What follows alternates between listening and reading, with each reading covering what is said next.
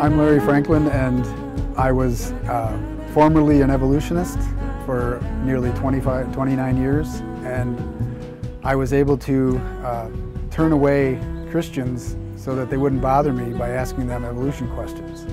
My sister got saved and my mother got saved, and my two brothers and I thought, this is catching, and we didn't want to have anything to do with it. We thought they were Jesus freaks. And then I ran into a man who eventually became my brother-in-law. He wasn't at the time. He was an electrical design engineer, very concise, very good at what he does, and he was able to answer the questions that I kept putting forth to the people to make them go away. And eventually, if he didn't know an answer, he wouldn't say he did or make up something. He would say, I'll get back to you. And because he was dating my sister, I knew I was going to run into him again. So I peppered him with questions for a year and a half. And then he gave me a book called Scientific Creationism, which I'd never seen those two words put together before. And I didn't really want to read it, but he was going to be my brother-in-law because now he's my sister's fiance. And I started reading the highlighted parts. He had highlighted about a third of the book.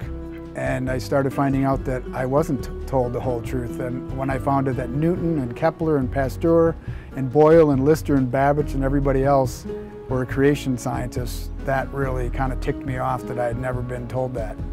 And so I knew that I'd been denied the truth about the past and what a lot of the great scientists of the past had thought.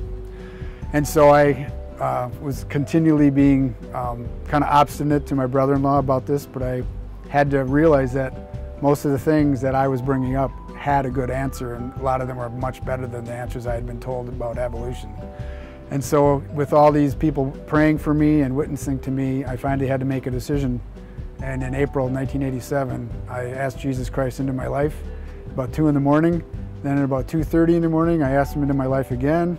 Then about 3:30 in the morning, I asked him into my life again, and I probably asked him into my life that night about 5 or 6 times, because I didn't know anything about Christianity. I wasn't raised in a Christian home. My father's Jewish, my mother's a Gentile, never went to church. I knew nothing. I just knew that Christ had actually changed my life because he not only changed me, but other people saw that he had changed me. And the reason this is such an important subject is because I want to be able to do for other people what my brother-in-law did for me. And it may just be clearing the weeds away or clearing the brush away from the cross so people can see it, but that's all God asked me to do, is to be a witness to him and to answer the call of 1 Peter 3:15, to be able to give an answer for the hope that is within us.